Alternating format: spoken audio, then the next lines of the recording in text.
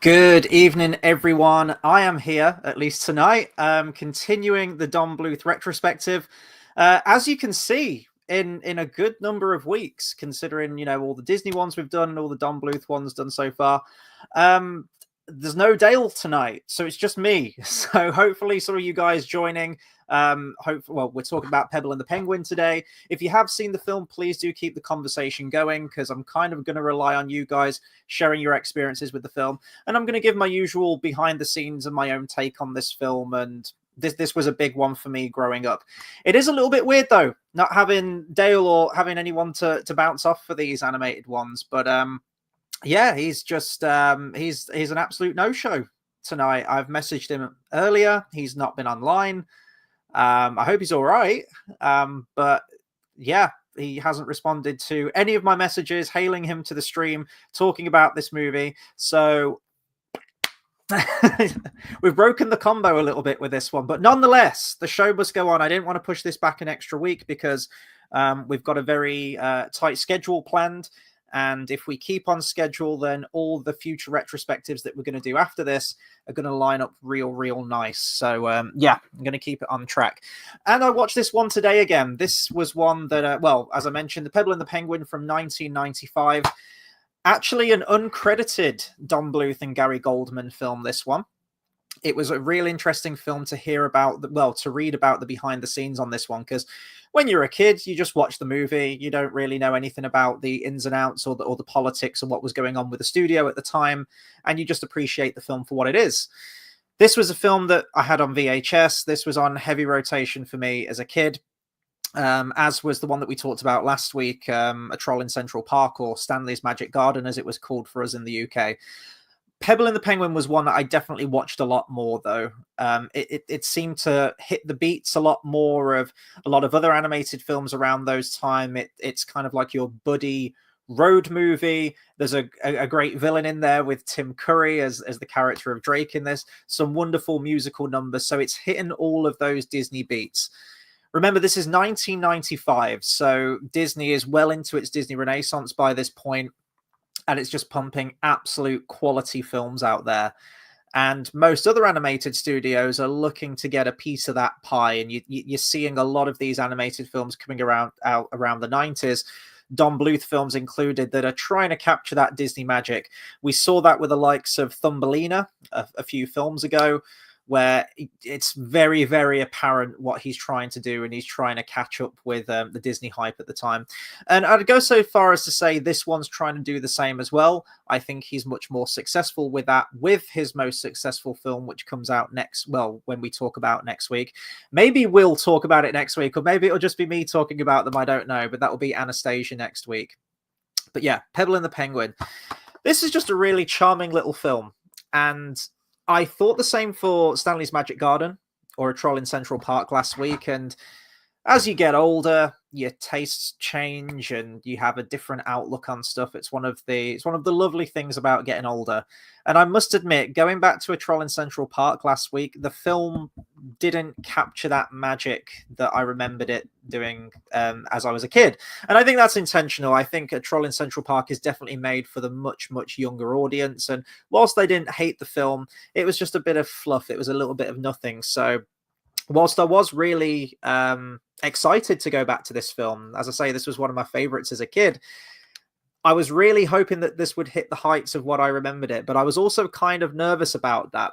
I didn't want to have the same experience as I did last week with A Troll in Central Park, and I must admit, I didn't have it. I still enjoyed this film as much as I did when I was younger. That could be nostalgia talking, but a lot of the musical numbers came back to me, and a lot of the scenes that I remembered came back clear as day.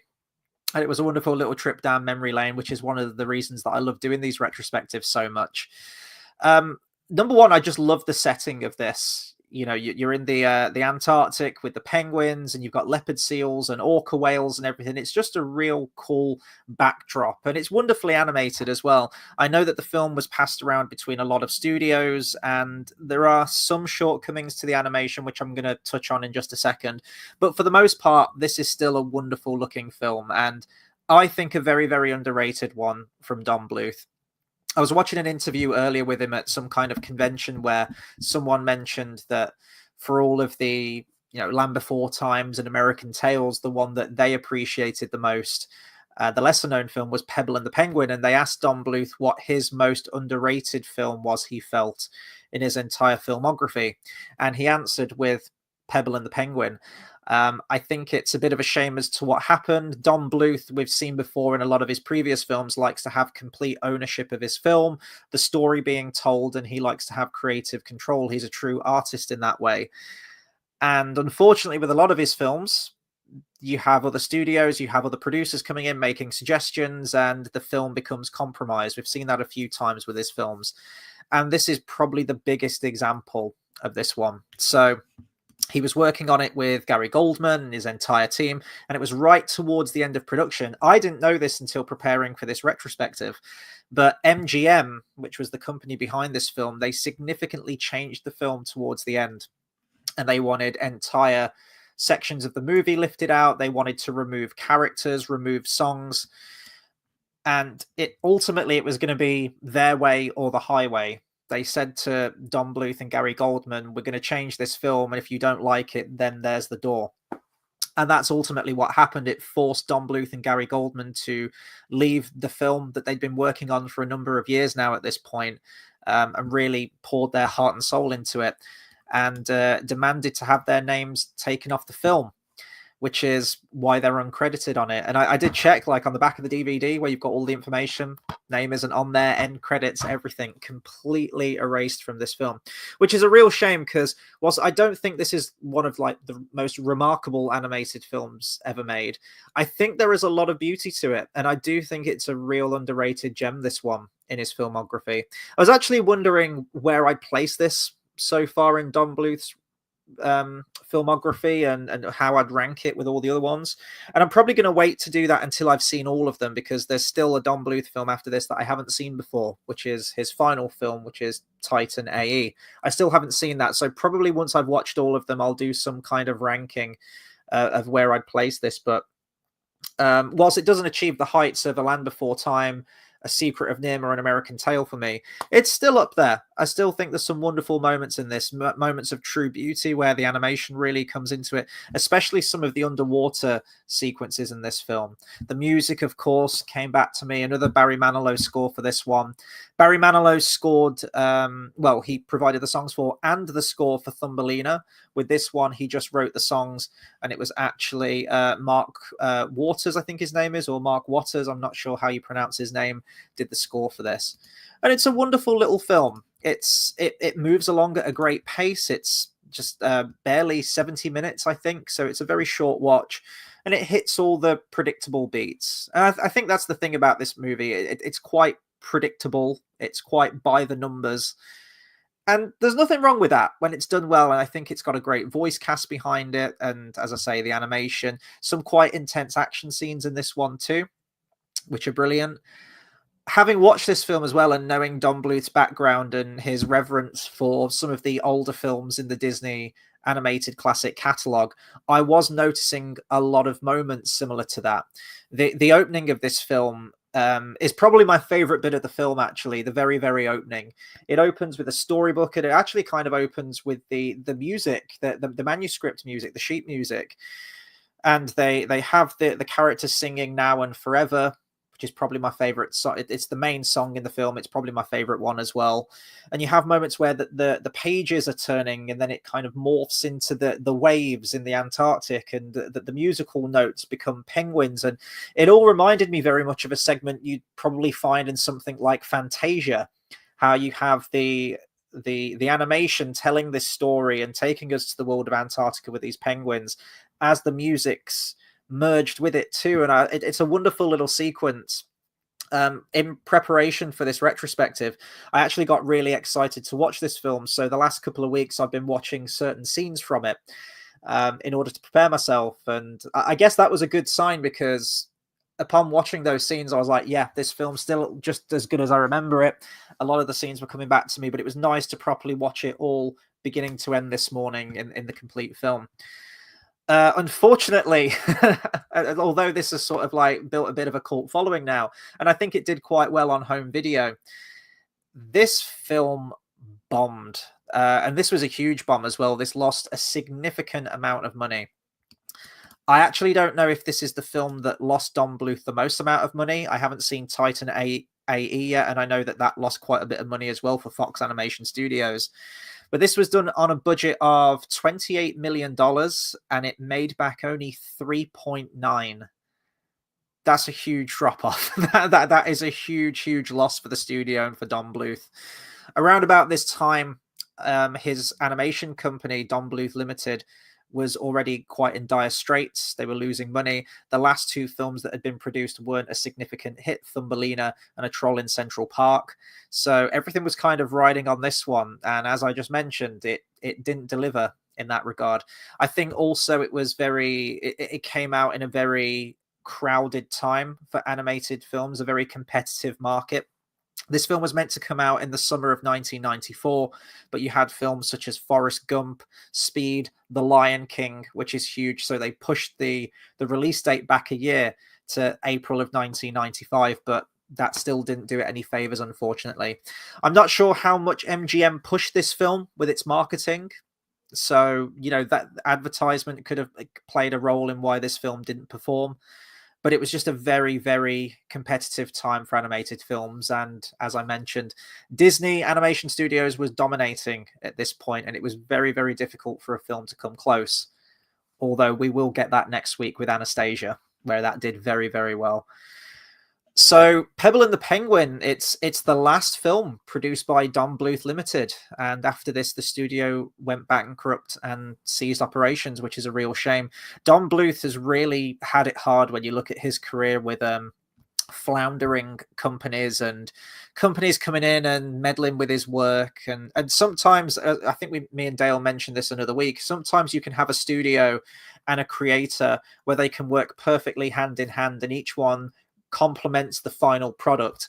Other times you want to champion, a director, a writer, to have complete control of a project, because then ultimately, if it's good, you know who to praise, and if it's shit, you know who to point the finger at and blame. And sometimes a creator can get a little bit too overzealous. Sometimes they can go a bit too far in a few places. But I would have really been interested to see what the final product for this one would have been, especially if there was characters removed and scenes removed. Don Bluth likes to push the envelope sometimes of quite intense scenes, especially going back to some of his earlier films like Secret of Nim, Land Before Time, and American Tail. And I have to assume with segments like the leopard seal chase in this and the orca chase, maybe that was a little bit scarier, a little bit more violent, or a bit more intense than maybe the diluted version that we got in this. But not knowing what those scenes were that got removed, it's very difficult for me to comment. Some of the scenes, especially for Land Before Time, have been quite well documented. We know the footage that was on the cutting room floor. We know how that film was restructured. Similarly, with stuff like Rockadoodle, there's deleted scenes there, and some of these are in finished animation form that you can find on YouTube. Same with All Dogs Go to Heaven if you do a bit of digging.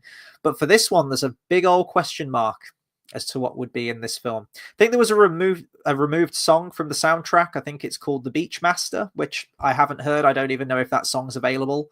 So I have to assume there's a segment there that was removed where Hubie's character and Rocco are on that beach, and maybe there was a little bit more to that scene. SeaWorld Man says, think because Dale uses tablet when he does the thumb symbol, it works, whereas our Macs are too outdated, so that's why yours... Oh, okay. SeaWorld Man says, also, this film came out a few months before my birthday. Oh, well, there you go. I guess this was a happy birthday gift from Don Bluth to you, wasn't it? I think this is a wonderful little film. I really do. Let's get into some of the characters now then. So our main character, Hubie, played by Martin Short. Is he a bit of an irritating main character? In a way, I suppose, but I think when the film becomes the buddy movie and you have Hubie, who's the very cowardly and stammering and unconfident character, matched with Jim Belushi's larger-than-life, rebellious, rough-and-tumble character of Rocco, I think the two offset each other well, and it does play into those tropes of having an odd couple protagonist. That's usually good for the road movie, the buddy road movie that this turns into midway through this film. And I think they have great chemistry. There's the musical number of Looks Like I Got Me a Friend, and it's very Broadway musical, and you could imagine something like Abbott and Costello, or something like that, Laurel and Hardy kind of routine similar to that, where they work off each other quite well. I always liked Rocco. Rocco was always my favorite character, but as a kid, I always liked the villain characters, which is very strange. I think someone should probably do some psychological work on me as a kid, but I always favored the villains. I always thought they were the most fun. They had the coolest look, the best personality. And to be honest, as I'm older, I still stand by that. A lot of the villains absolutely slap. And in this, you have Drake, played by Tim Curry. He's this very macho, like jock penguin, I guess, who wears a badass cape in this. It's worth to note that a lot of the penguins in this have human clothing, which is very strange, but I think it works for the character. It gives them all a bit of a definable look. It makes them a little bit more human. I'm not against that. I'm fine with Hubie having a scarf and a hat. It just makes the character a little bit more colorful. But yeah, Drake's got a badass cape. Tim Curry's always great.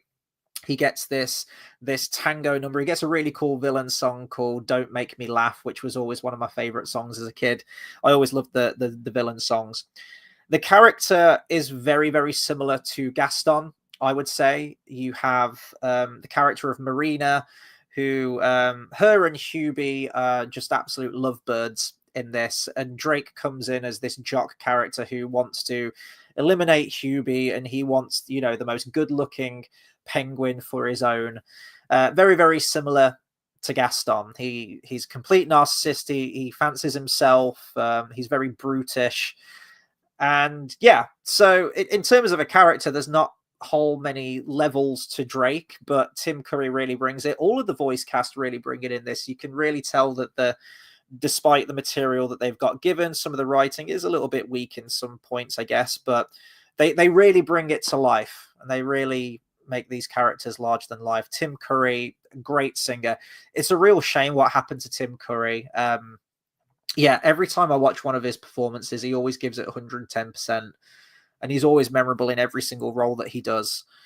And it's just a shame to see what happened to him ultimately, but yeah, his music number in this is great. I'm noticing a lot of Don Bluth isms throughout his film as well. Little motifs and little scenes that are repeated, or character tropes that are repeated throughout his film.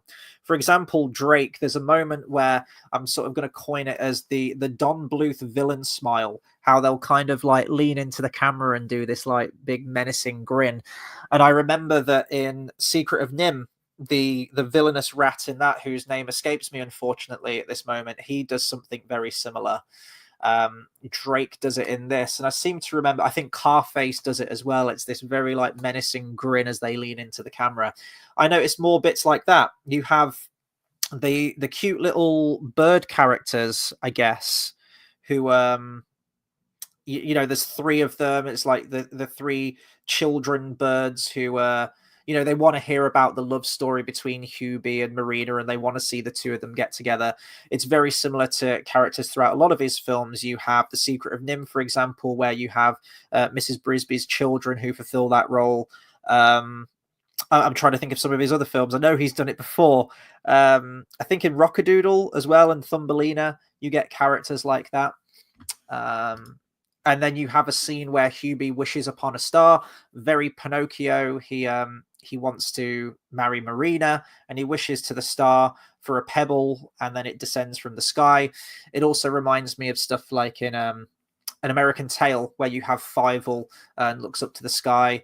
The same in All Dogs Go to Heaven as well, where she looks out to the sky and she wishes for some loving parents, which I can't talk about because that's going to set me off if I start thinking about All Dogs Go to Heaven again. JDC says, now Martin Short voices Hubie in this movie, but I think the character's design gives me a vibe that he was slightly inspired by Stubbs, the clown from Amblemation's We're Back, A Dinosaur Story. Yeah, you're absolutely right. I remember that character. I think I've only watched that film once when I was a kid, but don't worry, JDC, we will be getting to the Amblemation films.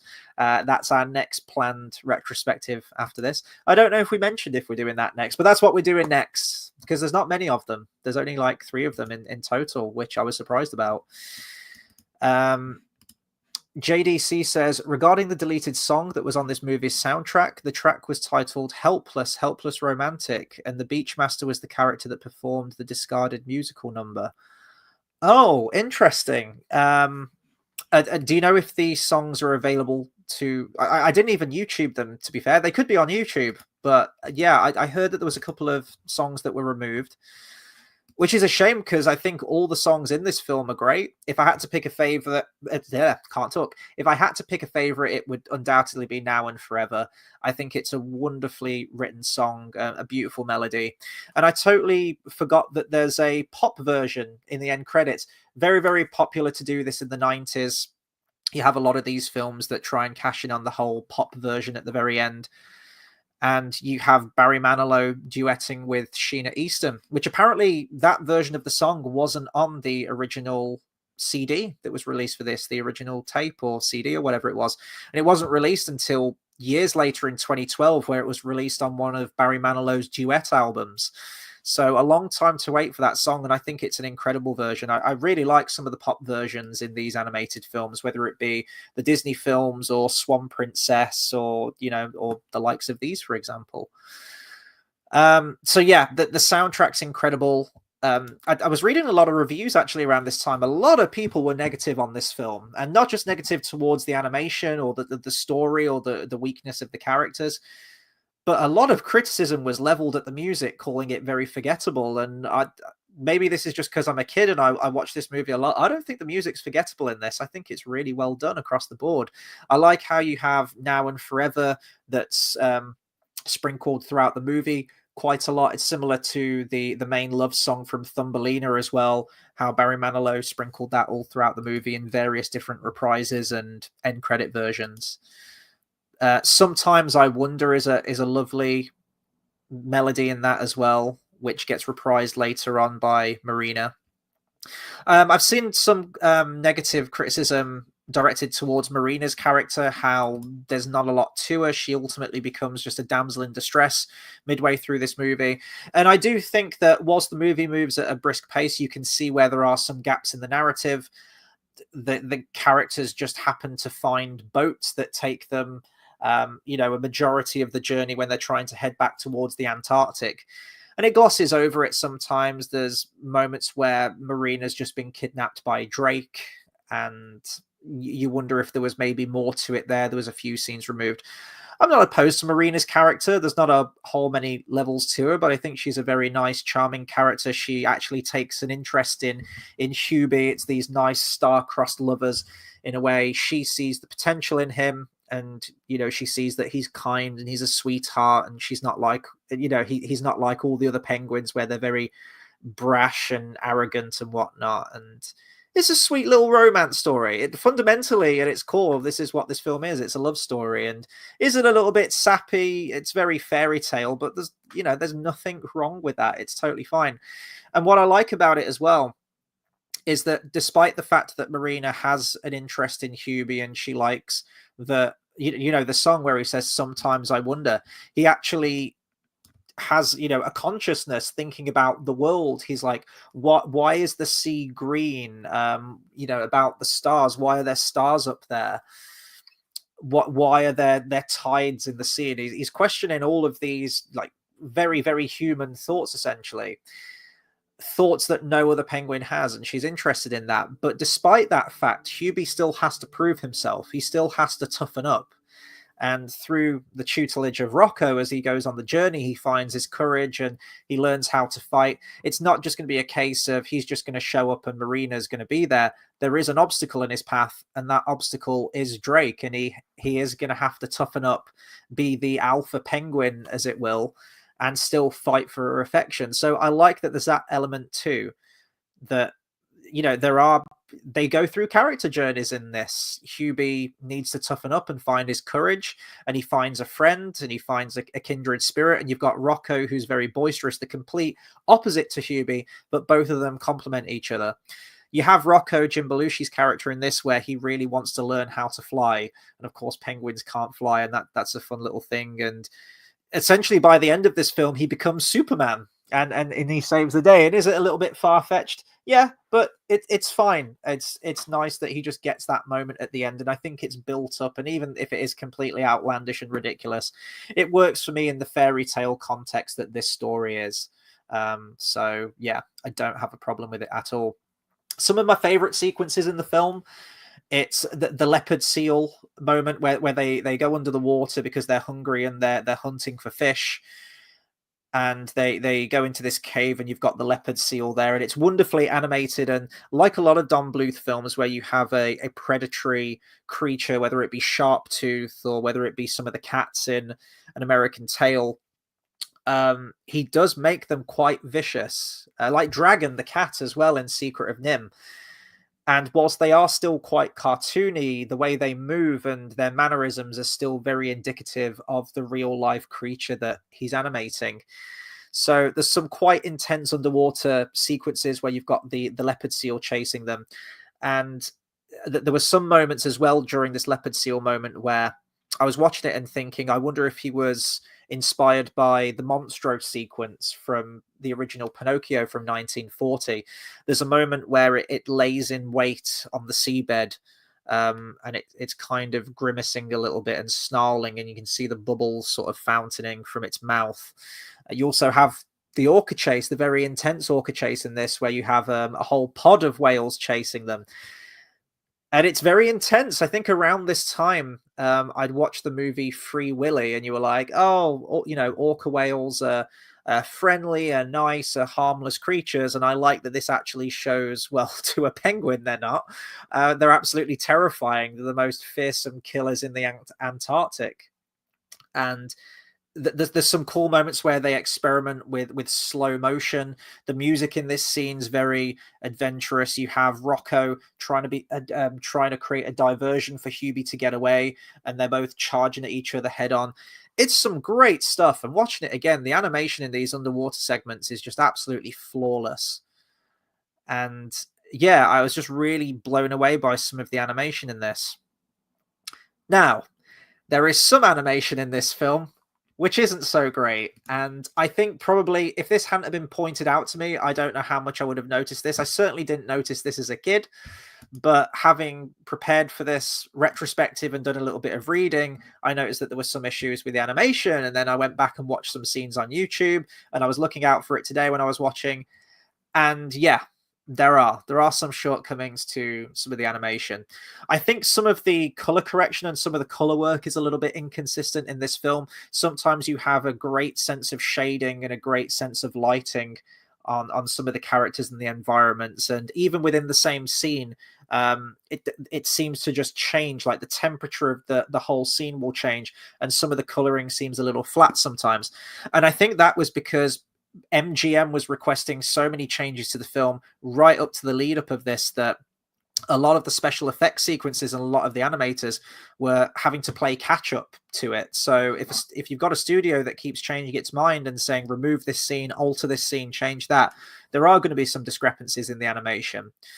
But I think, color temperature aside and color correction, whatnot, the main discrepancy in the animation I could see was in some of the backgrounds and some of the foreground characters where they just remain motionless, which is really, really bad. The main one that comes to mind is during the Good Ship Misery song, where it's one of the two scenes in the movie where it's augmented with some CGI animation, some computer animation in there with some of the angles and whatnot. And you'll have the main ensemble of penguins singing the song, Welcome to the Good Ship Misery, and the box kind of travels from left to right on the screen. And you have some of the penguins singing and dancing, and other ones are just completely motionless, which is really distracting. And I guess that's where they were just having to cut corners with the animation. This film was passed to a few different animation companies. I think there was a Hungarian animation studio called Reflex Animation that had to come in and do some additional color work just to get the film done. The real distracting part for me is at the very end of the film, where Hubie's reunited with Marina and everyone's happy. The entire crowd of penguins for a long time is motionless. Now, I'm used to this in some animated films where you'll have your main focus, your characters in the foreground that are fully animated. You'll have characters behind them that are animated, and then some characters in the background might be still image. Like I've seen animated films like that, and I'm totally okay with that. But they're right there in the shot, and they're just not moving. And then I noticed that Rocco, when everyone's congratulating and cheering at the end, Rocco kind of gets stuck in a bit of an animation loop. He's motionless, and then he goes like, and then he's motionless again, and then the motion just repeats, and it hangs on that shot for quite a long time. So I was noticing a lot of moments like that, and I have to guess that's where maybe some things were cut from the film and they were really rushed for time, so they couldn't fully animate everything. So they were like, right, as long as we animate the characters in the foreground, let's just forget about the characters in the background. But it is a shame because it does lower the quality of the final product. I think maybe if you're not looking for it, you won't notice it all too much, but I do think there are some moments towards the end of the film where it does become noticeable. And I don't think Don Bluth and Gary Goldman would have stood for that. I think this was all done when they got booted off the project, and MGM were probably like, look, let's just get the film released and get it out there. So they wanted whole sequences trimmed down, whole entire scenes to be removed, and they also apparently demanded that all of the voices be re-recorded for the movie. So a lot of changes. It makes you wonder why they want all of these changes done at the very end. Surely they can see how the project is developing. So when Don Bluth and Gary left, they went off to help set up Fox Animation Studios, which next week will give us Anastasia, which I'm really looking forward to talking about. But Bluth has admitted that, and there's a direct quote here from a magazine that he did for Toon Talk. He said, Penguin had story problems. We knew it. The crew knew it. And apparently he was trying to work on these changes, but their Irish studio got taken over by a Hong Kong studio as well. So it was ultimately too many cooks in the kitchen. But despite that, and knowing that, and whilst it is a shame, and I would love to see Don Bluth's fully, uncut version of Pebble in the Penguin, where it's truly his artistic vision, I still think it's a really good film. I was worried going back to this one, thinking, oh no, this is going to be another pitfall of nostalgia where I remember liking a film as a kid and then I watch it as an adult and it doesn't quite hit the same. But I still had a great time with it. The music's wonderful. There's some moments of true delight in this film. And there are some incredible moments of animation. I just think that the final product, it is a little bit compromised here and there. And there are some shortcomings to the animation. And I think although it doesn't really push the boundaries of animation, it doesn't really try anything new. But I like this setting. Now with animated films, we've had films such as Happy Feet, and I think that was it called Surf's Up with that penguin movie. We've had a few more since then, but certainly around this time, I think it's a really unique setting to have the film. And it's a wonderful cast of characters who aren't written too deep. It's very surface level. But I think for little kids, this film definitely works. And it was a nice 70 minutes this morning when I rewatched this film. So, yeah. I really like this film. I'm trying to think of anything else I can talk about it. I've talked about the music. I've talked about the animation. The voice cast is great. Martin Short just gives it his all. Tim Curry is always great. Very, very typecast as villain roles, but he's always wonderful when he does it, and at least sounds like he's having the time of his life. And yeah, Jim Belushi too. Great stuff. I actually watched the behind the scenes video with the voice cast. And it was nice to see them actually in the recording studio and just that little peek behind the curtain at what they were like. Because I don't know if Jim Belushi's done loads of animated films. I've seen him in stuff like Jingle All the Way. But, actually, Jim Belushi, didn't he do Magic Sword Quest for Camelot? Was he one of the dragons in that? Let me just double check real quick. Or I might be remembering it wrong. Let's just see. Quest for Camelot, was he in that? No, it wasn't him. I don't know who I was thinking of for that. But anyway. Bath Time says, bank holiday hype. Where's Dale? That is a very good question. He has not answered any of my messages from yesterday or today.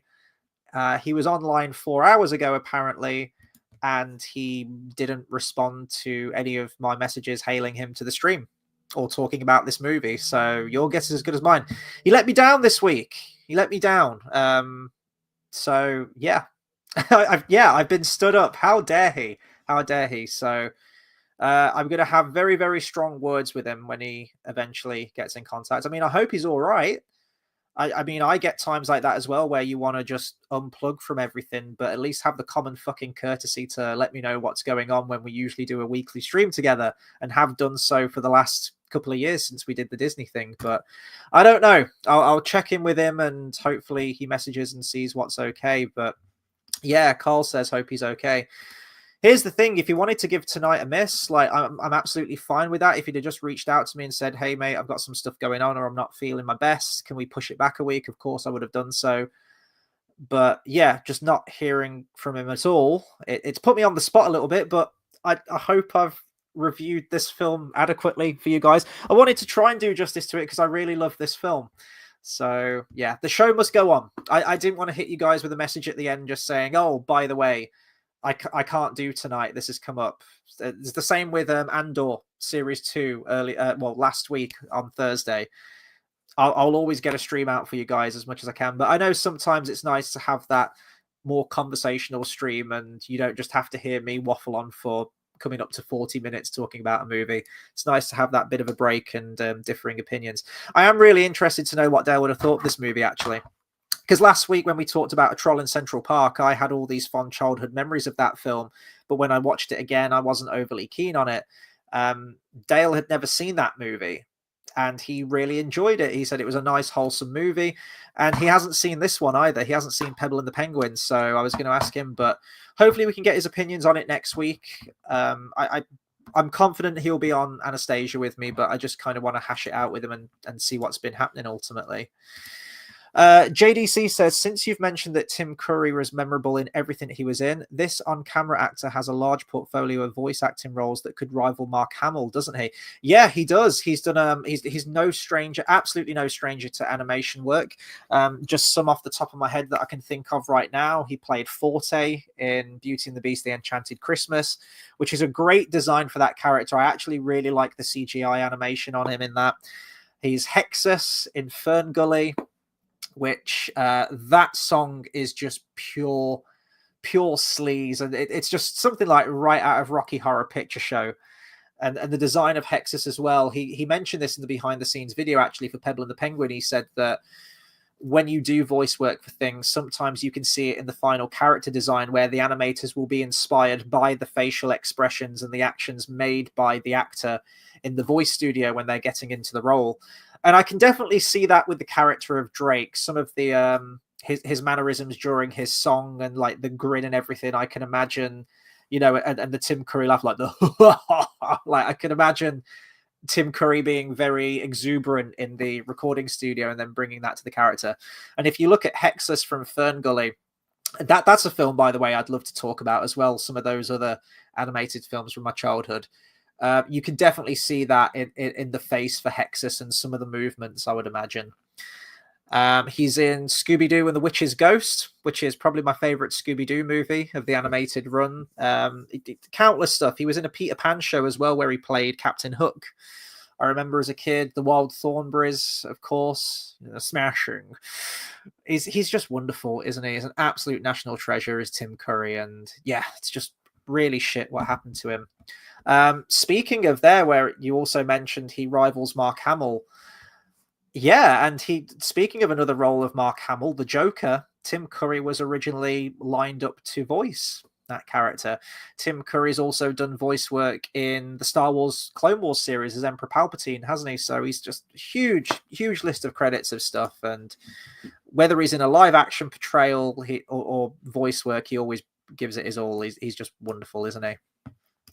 Bath Time says, to be honest, in times like this, I hope they're not okay because it's very annoying if they are. Are you talking about Dale? No, I hope he's all right. I do hope he's all right. I know, I mean, I've been friends with Dale for years now, and I kind of know how he operates. And he does have moments like this where he'll go quiet for a few days, but he always bounces back. But yeah, it's just unusual that he's done this for the streams. Because me and him have been doing these streams as you guys know since it was like the October of 2023, wasn't it, where we were doing these regular streams week to week, and he's essentially been a co-host with me on these channels for on this channel for all of this animated stuff. So it's weird that he hasn't, because he never told me he was out anywhere for bank holiday. We were all set to do it. So yeah, I'll get to the bottom of it, definitely. I'm trying to think if there's anything else I can say about Pebble and the Penguin, to be honest. I think I've pretty much said everything I can. I don't want to make this stream any longer than it needs to be. I'm actually surprised. Well, I shouldn't be surprised. It's me we're talking about, isn't it? You know, I can talk for England, but I thought that this would be a very short stream with me just talking about this film. Because I know with Dale, sometimes we clock in at just over an hour, and I'm almost coming up to an hour and it's just on my own. So, Jesus. Yeah, this film, I would recommend this film. If anyone hasn't seen it, I would check it out. If you've seen a lot of Don Bluth's other more famous films, I think there's still a lot to like on this one. There is just one other thing I wanted to bring up about the home media release for this. Now, I had this on video, and apparently there was a lot of issues with that in terms of some of the animation and some of the color correction and whatnot, which I still found present in this version of the film that I watched today. But apparently in 2007, and this was only released in the US and Canada, there was a family fun edition version of the film that was released where apparently Don Bluth and Gary Goldman returned to supervise the restoration of the film. And in that restoration, there was a bunch of color corrections, refielded scenes to hide missing effects, and correct other errors from its theatrical release. Now, when I had this on VHS, I must have had the theatrical release, having not had a vivid memory of that, unless there's an article on YouTube, on Google or something where I can see the side-by-side comparisons.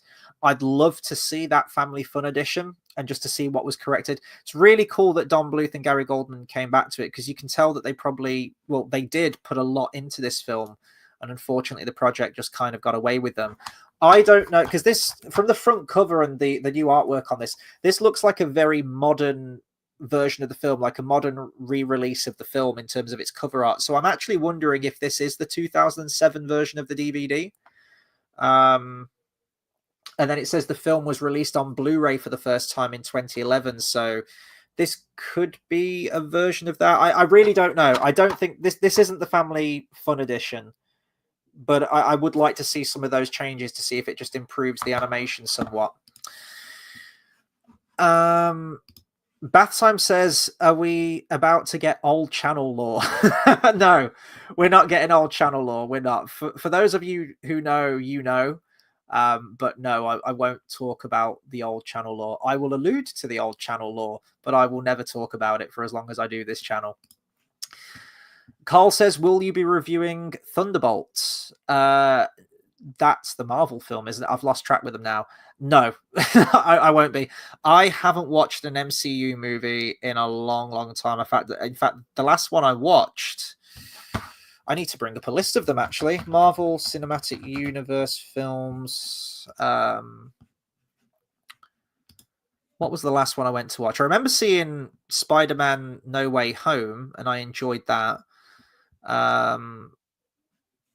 No, it was Doctor Strange in the Multiverse of Madness, which was a fucking diabolical film. So that was the straw that broke the camel's back for me. And then just knowing what Disney have done and how they just ran it into the ground.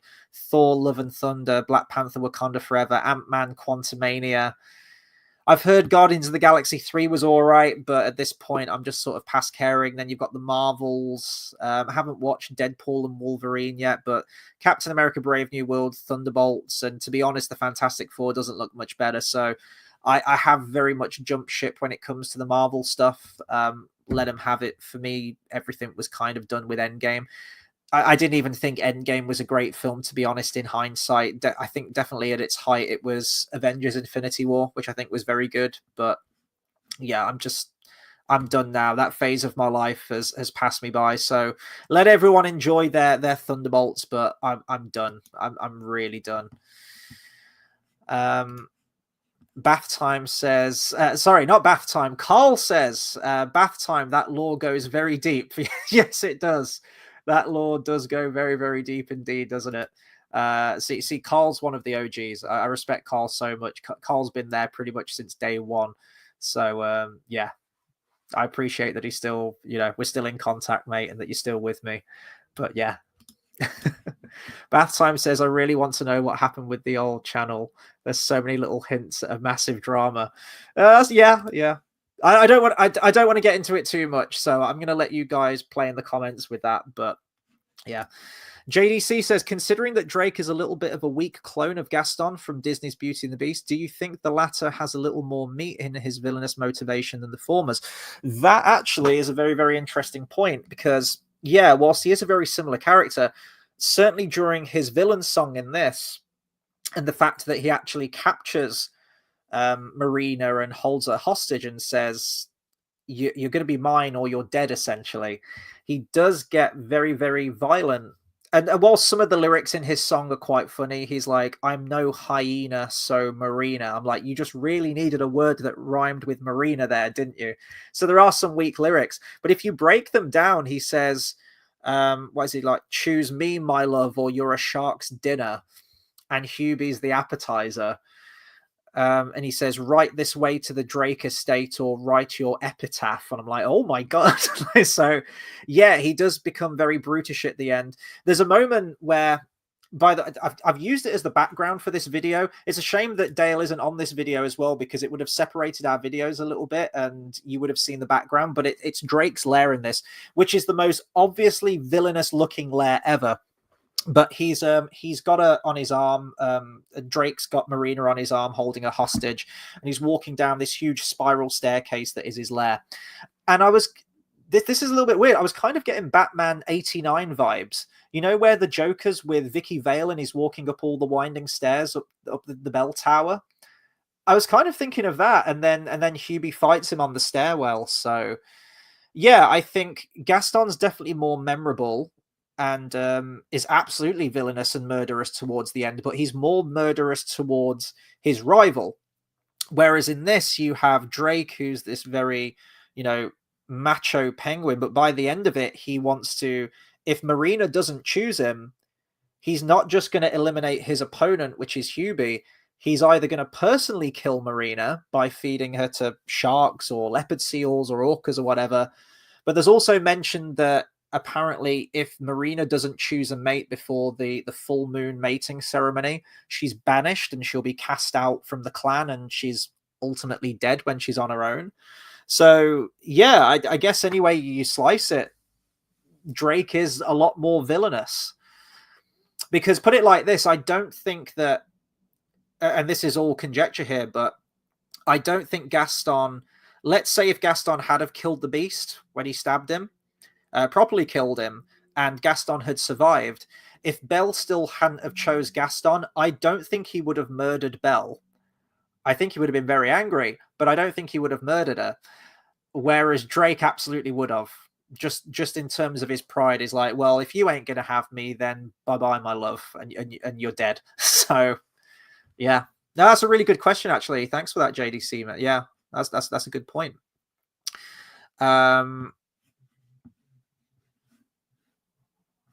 Bath Time says there's a really weird Adam Sandler film that's based on Beauty and the Beast. It's not a comedy, but it's called Punch Drunk Love. It's really good. I've actually heard it. Yeah, I've heard of that movie. I've never watched it. There's quite a few Adam Sandler films that have passed me by. I really haven't watched many of his comedy films. I know that Happy Gilmore's mentioned as one of his best. I think I watched Waterboy once. The one that I really like is Anger Management, and that's a bit of a guilty pleasure movie for me. I love Jack Nicholson. Jack Nicholson's one of my favorite actors, so it's just an absolute joy to watch him in anything. But what was that? Was it Uncut Gems? Is that what it was called? Adam Sandler's sort of more serious take. I haven't seen that movie since it came out, because I think there was a lot of Oscar hype around it at the time, but ultimately it didn't get nominated for anything, if I remember rightly. But yeah, there's a few scenes of that come back to mind. I remember that being quite an intense film, especially with the editing and whatnot. Bath Time says, what if Dale's on the old channel right now? That fucking slut. Carl says, I honestly don't get the good reviews for Thunderbolts. The humor is very forced and very modern Marvel. The women can do no wrong and the men are idiots. Yep, the villain is menacing, but it goes nowhere. Also, from what I understand, the actual lineup of the Thunderbolts aren't the Thunderbolts from the comic book at all. And you have characters, as well as you've alluded to here, the men are idiots. You have Kurt Russell's son. What's his name? He was sort of like the stand-in Captain America in Falcon and the Winter Soldier. I kind of jumped ship after that. So, but he's actually a really compelling character. I would have much rather have seen him become the new Captain America. As much as the show and probably this movie tries to dumb him down or villainize him. But also I've heard Bucky takes a complete backseat in this film, and they've really pushed Yelena, haven't they? Florence Pugh's character. So I'm just done. I'm just done with Marvel. I have got superhero fatigue. I don't know if I've got superhero fatigue or if I've just got bad superhero movie fatigue. Yeah, it's just a very oversaturated market at this point, isn't it? And I do think we are in the death throes. There's really, it's quite interesting this year. You have certain films that come out around the same time, like, was it Barbenheimer, where everyone went to see both films, Barbie and Oppenheimer. And this year I feel maybe like the future of comic book movies rests on the shoulders of two big comic book properties this year. You've got Marvel with the Fantastic Four, and if that film doesn't do well, I think we're going to see the MCU peter out, because that's your big movie. That I think that's the main Marvel movie before Avengers Doomsday, isn't it? And from what I've seen from Avengers Doomsday, it's just a hopeless ploy. It's so desperate. It's like, right, our movies are underperforming. We're losing them. What do we do? Well, you get the Russo brothers back, who did, who made a shit ton of money with Infinity War and Endgame. Get them back. What else do we do? Let's get Robert Downey Jr. back. Is there any reason for bringing him back? Oh, well, there's that one bullshit story in the comic books where Tony Stark was Doctor Doom for a time. Let's just do that, as opposed to actually creating a brand new Doctor Doom that's more in line with the classic run of the comics. And it's just going to be cameo central, because it's setting up for Secret Wars, where, if people got a kick out of all the cameos in Wolverine and Deadpool and Wolverine, seeing all those Fox characters come back, well, I think that's just the tip of the iceberg. It's just going to be so key jangling. And phase, I don't even know what phase we're on at the moment. Are we still in phase 5 or in phase 6 now? I don't know. I don't even keep track of this. Phase 4 and 5 have done such a piss poor job of setting up the next antagonist. They were going to do Kang, weren't they? And then everything happened with Jonathan Majors, and Disney threw him to the curb. And now they've got to set up a brand new Marvel villain, but there's been no setup. There's been no lead up. If I ask you the question, so after we've had Fantastic Four, we get Avengers Doomsday, maybe Thunderbolts answers this question, but this is a question I'm going to put to all of you out there. Who are the Avengers now? If I ask you to name the main lineup of the Avengers, you look at the old team: Captain America, Iron Man, Hulk, Hawkeye, Black Widow, and Thor. There you go. I can name them all. Boom. That's your core team. Who are the core team now? Have we got... well, I guess we've got Falcon or Captain America now. Ant-Man. Probably not Captain Marvel, because they want to get rid of her because her film didn't do well. You've got Lady Black Panther, Doctor Strange, and She-Hulk. I don't even know. I couldn't name them. I genuinely don't know. So that's going to be very interesting. But yeah, so everything's resting in terms of Marvel for me on the success of Fantastic Four.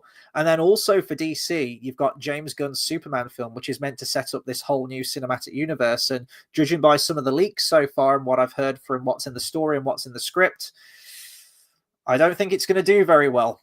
So, I mean, if James Gunn's Superman underperforms Man of Steel, I don't know where this leaves us. If Superman doesn't do well as a film, you may as well kiss your DC cinematic universe goodbye, and you may as well just put it on ice for a few years and try and resurrect it then. But anyway, yeah, random detour into into Marvel stuff. Let's see. Bath Time says Waterboy made so much money at the cinema because I think it was the first film that had the Phantom Menace trailer. Oh shit! Okay, I didn't know that. I didn't know that at all. And Carl says Reign Over Me is another great Sandler film. Is that going to have to be another retrospective at some point, me just doing Adam Sandler movies? Because I really haven't seen a lot of them. But, you know, for every Reign Over Me, for every Waterboy, as you mentioned, there's also Jack and Jill, which I don't really want to watch. But JDC says, now that you've looked at the resurfaced cut content from Don Bluth's previous works, in the case of All Dogs Go to Heaven, do you see the Hellhound as more main villain material than Carface? No, I don't see it as more main villain material. I think Carface is still the quote unquote main villain of that film, certainly in terms of the plot. I think the Hellhound is purely just that satanic figure, that one who is reigns supreme over that domain. And I really like the cut content. I was actually expecting more from the cut content, and maybe there is still more out there that hasn't surfaced yet. But it was kind of just one shot that I noticed where the Hellhound says, like, was it like, your soul is mine? And he's like right up close to the camera and snarling a bit more. Wonderful animation and a really creepy, cool character design. But I think the end shot where you see him looming over the land, it is very primordial, is very biblical, and I would have just left it at that. I don't think the Hellhound needed to be the main villain, and even with, if you'd have put that cut content back into the movie, the Hellhound's still only in the film for for just those two scenes, really, isn't he? So I don't think it's enough to warrant him being the main villain. I think Carface definitely serves as a better main villain in the real world, definitely.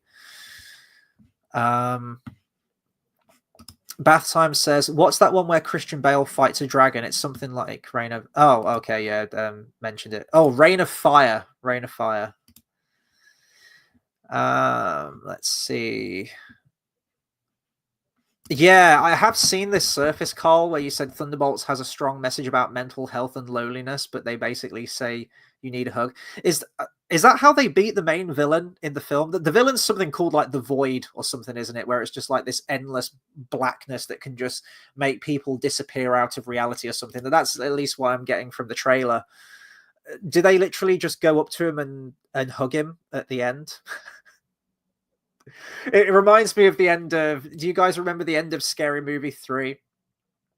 Where the girl from The Ring turns into a normal girl, and she's like, you've broken the curse and freed my soul. I'll never have to kill again. Really? I'm just screwing with you. Or like been foiled by the power of love or something. Oh God, if that's the ending, that's fucking terrible. I've heard it's a really long end credit scene as well. I did find out as well what the little asterisk is in the title. Apparently they were setting them up for, I think Carl, you mentioned it here, the New Avengers. Oh boy. Wasn't Ghost in the team as well? Do you remember that really fucking memorable character from, what was it, Ant-Man and the Wasp? Was it, or something like that? Ant-Man and the Wasp 2, and it was the villain in that. She been in a movie since then? Well, I guess she has now. Just Jesus Christ, how far Marvel has fallen. Disney is... Look at all of these franchises that Disney's just completely assassinated. They assassinated Star Wars, Marvel now. Everything's compromised. They fucked over Willow, Indiana Jones. Every time you see Disney's name attached to something now, it's just an omen of dread. JDC says, since Tim Curry was known for being hammy with his voiceover roles, I prefer the way he chews the scenery rather than scarily in his on-camera role as the Lord of Darkness from Sir Ridley Scott's Legend. He's so great in that role. Definitely one of his most iconic roles, and to be in the makeup for that long, but the results speak for themselves. I actually don't remember much about that film Legend. I have seen it. I know there's two different versions. I know there's one where Tangerine Dream does the soundtrack, and then there's another one where it's more orchestral. I think I've only seen the orchestral version of that film. I don't think I've seen the Tangerine Dream one. But yeah, the actual design for that character is absolute fucking hardcore. Looks so good. I like both. I like both Tim Curry roles, and I think it just shows how versatile he is as an actor. You see him in something like Rocky Horror Picture Show, where he's just having an absolute whale of a time. You see him in something like Congo, and he's brilliant. Or in the what was the name of the video game? We talked about it last week. We brought up the video on the stream. Elite Commander, is that it? I forgot the name of it. where he plays the Russian guy. I'm going to the one place that isn't run by capitalism. Spice, like that. Like that Tim Curry's great to me. Or you watch Home Alone 2. One of the hammiest roles I think I've ever. Command and Conquer Red Alert 3. That's it. Sorry, yeah. But one of my favorite hammy roles from him, and just a great role in general, is him as Long John Silver in Muppets Treasure Island. You have the likes of Michael Caine, who plays a wonderful Ebenezer Scrooge in Muppets Christmas Carol, and then you have Tim Curry as that main human role, he's chewing so much scenery as Long John Silver, but he's having a great time doing it. And yeah, Tim Curry's just brilliant. Oh yeah, Clue as well. Yeah, great film. All good stuff. Carl says, I'd love an Adam Sandler retrospective. Whenever I get a bit down, he's always my go-to, cheers me up. Plus, he's an amazing serious actor. I do know he's a very underrated serious actor. Let me just see how many films he's done. I think the reason that I've always steered away from doing an actor's retrospective, because in the past I've wanted to do stuff like Arnold Schwarzenegger and Sylvester Stallone retrospectives, but there might be a movie where they cameo in it for 2 seconds, and it's like, is it worth talking about that? Or they might do a voice role for a character, and it's like, can I really call that the film? Like if I'm doing a Sylvester Stallone retrospective, you get to something like Spy Kids 3D, and it's like, yeah, well, he does play the villain in that, like the toy master or the toy maker or whatever he's called in that. But can you really call that a film? Does it have to be a film where they're top billed? That's the thing that's difficult when you do actor retrospectives. But let me just have a quick look at how many films he's done. Here we go. Adam Sandler filmography. 1, 2, 3, 4, 5, 6, 7, 8, 9, 10, 11, 12. 13, 14, 15, 16, 17, 18. Oh my God, that's a lot of films. That is a lot. Holy fuck, that's a lot of films. Yeah, I'd have to find one where he's the main actor in it. But even then, I think that's still a pretty hefty retrospective. I'm not ruling it out, but yeah, I don't know. I think there's other retrospectives that I want to get to first before touching that, I will say. And I know for the rest of this film, me and Dale are completely booked with retrospectives. I could always maybe double up, though, with retrospectives. I'm conscious that I'm kind of doing one film a week. It'd be nice to do more. I know that free time is very, very scarce for me now. And just watching a film like this is a luxury. But yeah, I'd like to do more retrospectives, because honestly, a lot of new films just really don't do it for me now. And I think that really is chief among them. One of the reasons that you don't get many new film releases is that films have just sort of passed me by at the moment. There's nothing that's really jumping out at me. And I do think it is a state of Hollywood. I think a lot of this year might be a carryover that we had the strike from last year, which I think has influenced a lot of films from this year. And I think a lot of films have pushed themselves back maybe to 2026, which is why we're not getting many hits. But it's just been a steady decline in terms of movies holding my interest. That being said, in a couple of weeks' time, I'm going to be reviewing Mission Impossible 8. It's, the final one, the final reckoning. So I'm going to do a catch-up of Dead Reckoning, I think. I know I didn't like that film all that much when I went to see it, and I was really looking forward to that. But to me, it's probably one of the weakest, if not the weakest, Mission Impossible films so far. I know it didn't make as much money as they expected as well, which probably forced their hand to making this the final one, and also for changing the name. Because remember, it was Dead Reckoning Part 1, and now it's just the Final Reckoning. So, yeah. But I am looking forward to that. It'd be cool to see Tom Cruise in another action movie. And my mum really likes the Mission Impossible films as well. So that's like a nice little outing for me and her. And she doesn't get out all that much to take her to the cinema to see. She loves her action movies. She loves the John Wick films too. So I think they've announced that they're doing a John Wick 5, which she's really excited for. We got the ballerina coming out, which I don't know how that's going to go over, but yeah. Bath Time says, I'm so scared what they're going to do to Alien this summer. Yeah, you've got that TV, Alien Earth, is it? Yeah, they've got a TV series on Hulu called Alien Earth, and we need a decent Alien soon because Romulus was shit. Yeah, and isn't Alien Earth set before the first Alien film? I haven't seen much what they're going to do with the story for Alien Earth, but that's a problem to me. Just setting it before the first Alien, like, I don't know. You've also got another Predator film coming out. It's just, I wish... Alien, Predator and Terminator are 3 dead franchises to me. I'm just leave it the fuck alone. But the problem is, I think Romulus actually did pretty well, didn't it? Let me just see how much that made. I haven't seen Alien Romulus, but from what I've seen from reviews and clips, it just looks like it's more run-of-the-mill. What do you expect to see from an Alien film? Let's kind of do a soft reboot on the Alien films and just have all the iconography in there. Let's have another Ripley-style character in there. We've got face huggers again. We got this. We got that. Yeah, 80 mil budget and it made 350 mil. That's a success. That made money. So yeah, you're just gonna get more of this shit, aren't you? Carl says last films I really enjoyed. Last films I really enjoyed was Me, Earl, and the Dying Girl. I think it was, wasn't it? No one ever talks about it, but thought it was brilliant. I did see that movie. I think was that one of the Oscar ones? Me, Earl, and the Dying Girl. I think I've seen that movie. Bath Time says, have you seen the Trump tariffs on films made outside of the US, i.e. here? I know he was doing tariff stuff, but I'm very, very apolitical. I just keep my head down and the world keeps on moving, but I haven't looked at that in depth, to be honest, but I imagine that's going to have pretty huge ramifications on films, to be honest. I'll look into that a little bit more, actually, because that's probably, in terms of politics, is very, very relevant to some of the stuff that we'll probably be talking about on the channel here in the future. So yeah, Bath Time says Romulus did very well. It's got an Alien Isolation sequel greenlit, and there will be an Alien Remus sequel, despite it being a very poor film. It's just a great time to be alive, isn't it, with all these films? It really is. Well, I'm hoping that some of the films this year are a hit, but yeah, I've noticed this decline for years, and I'm very aware with things like this because, I mean, I grew up with older parents, and a lot of the films that I was into, a lot of the franchises was into, my parents just aren't into at all. Like, even when the superhero films were big and I was watching all of the Marvel films in the cinematic universe, all the way from Iron Man up until Endgame, it wasn't for them. It was too loud, it was too noisy, it was too chaotic. It just wasn't for them at all.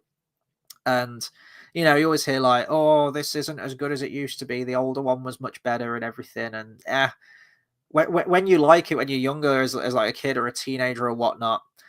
But now I've got older, I am aware that I'm becoming increasingly more curmudgeonly, and you know, oh, films aren't as good as they were in my day. But I do think there is some truth to that. Maybe every generation goes through that, and I'm aware of that. Maybe it is a big nostalgia thing talking, but I think it's very, very evident to see that writing quality on a number of big tentpole films now, big blockbuster films, have dropped off a fucking cliff. And you know, a lot of the stuff that Disney puts out now, it is very, very evident to see the stuff that they're trying to cram into that film. Now, given the change in the political climate and various laws that have been passed, hopefully we see that die down a little bit now and we can get back to studios just making entertaining films without putting all of this extra crap into them. But I do think it is going to take a few more years before that dies down completely. But films are just kind of passing me by a little bit now, which I know is weird when I'm essentially a film review channel on here, but that's why I like going back to stuff like this, or just going back to older films. There are loads of older films that I haven't watched. I've got a Letterboxd account, actually, which maybe I'll share on the channel at some point. I don't do written reviews on there. I mostly just cross off films that I've seen. But on my watch list, there's some absolute classics, classic films on here. Let me see what's on my to watch list right here. Stuff like the original Ben-Hur, the original Godzilla, All About Eve, Seven Samurai, Some Like It Hot, Lawrence of Arabia, Gone with the Wind, Barry Lyndon, you know, films like that, just your absolute classics that always get mentioned, I haven't seen. And I'd love to go back and just, you know, this is an excuse, I think, maybe to go back and watch some of those classic films, because if there aren't many good new ones coming out, I may as well go back and watch some of those classics and finally cross those off my list. I know that with a lot of those older films, you really have to be in the right mindset, and really a lot of the time you have to dedicate a lot of hours to it as well. A lot of those older films, the older classics, are very much pushing 3 or even 4 hours sometimes. But I do miss that. I do miss just going back and watching an old film like that. I think the last one that I remember watching where I had a great time watching it was like me and my man, we just watched, we were on Netflix and we're skimming through it, and I was like, I've never seen The Great Escape before. Let's watch that. And it's just, yeah, it's just memorable films that stay with you. And it's like, oh, man, I wish I'd have watched this film sooner. We watched The Sound of Music as well. Now, I'm not a massive fan of all of these musicals and whatnot, but it was a real nice, proper, like old school Hollywood theatrical experience where you have the overture at the beginning, you have the intermission, and you could imagine yourself being there on the big screen where they come around with like ice creams and whatnot. And it really, truly was that theatrical experience. Sticking with the musicals, I sound so I sound so straight right now, don't I? My Fair Lady, I had a great time watching that. Proper old school Hollywood, and I'd never watched it before. I knew some things from it, like the rain in Spain stays mainly on the plane. Beyond that, I didn't really know much from it. My grandma really used to love that film and watched it all the time, and it was just nice. It was like, oh, this is such a simpler time for films. I know they're very, very different films, and it's unfair to compare them, but when you get mired in the dredge of like CGI bombastic action films, I'm just kind of tapped out on that now. And I think as I'm getting older, I just want those simpler times of films a little bit more. And I had a great time watching My Fair Lady. There you go. It's someone can clip that now, do whatever you want to do, but it was genuinely a really good film. I don't know if I'd ever rush back and watch it again, but the films that I'm glad I watched, and sometimes the greatest films of all time are ones that you probably don't go back to and watch a whole bunch of times, maybe. Let's see. Carl says Disney really have painted themselves in a corner with their current philosophy around inclusion and storytelling. Yeah, inclusion, yeah, also excluding a lot of people too. More than half the country, no doubt. You know what you're going to get before you see the film, message before the story. Yeah, I think the thing that's given me a bit of confidence now is that people are wising up to that. I think some people could see the writing on the wall when that ship first started. Myself included. There's some old channel lore for you. I could see where the wind was blowing, even if other people couldn't, and even if some people said some very, very hateful things towards me. But you could see where it was going. But thankfully now I know that a lot of people are waking up to it. And you read some comments on some forums or trailers, trailers getting ratioed and whatnot. Years ago, people would have been lapping up a Disney Snow White like that. But now we're in the tail end of it, I think. I do think it's going to be a few more years before we see a proper change, but we're seeing people voting with their wallet now. Even stuff in video games like the likes of the last Assassin's Creed game that came out, people very, very vocal in their dislike towards that. You've got Disney's Snow White, which was a huge loss for the company. Stuff like the new series of Doctor Who as well, which is bringing in I think it's like the worst reviewed series of Doctor Who, or the least watched show of Doctor Who. That will probably be cancelled soon anyway, and that'll go away and hopefully come back at some point. So we are seeing a change. It is changing. It's taken way too long, in my opinion, but hopefully it means once we get out of this dredge, we can look back on this as a fad, as a phase in movie history. Not a good one, but a phase nonetheless. And I think it will be quite fascinating to look back at in a few years' time, or a decade or so, and see the seeds of it happening. Bath Time says, I'm convinced it's because people don't read anymore and it's leading to absolute bollocks writing. Could be. That definitely could be a factor. Maybe it could be just like very focus grouped, and to me it all comes from the studio, and the studio don't give a shit. I do believe that maybe in Disney, a lot of the CEOs of that company or the heads of production are true believers in all of this inclusion bullshit, and that's why you keep seeing that, like Kathleen Kennedy, for example. That's why you see them hiring all of these particular people that fit their politics. It's why you see them firing people that speak out against it and don't align with their way of thinking. Now, I don't know if that's down to them, or sticking with the Star Wars theme with the likes of Kathleen Kennedy, if there's always a bigger fish, if it's always done as part of like a greater plan to things in order to push the views of people in a certain way, which can be done through media, I guess like a sort of propaganda, if you will, I suppose, if you want to get really tinfoil hatty about it. But I don't know if it all stems from them, and they are just that way inclined with their beliefs and want to push all of that into the finished product, or if it's part of a greater plan, if it's part of a greater whole with everything that's going on in entertainment. Maybe it's just the way that the money's going, they move whichever way the wind blows.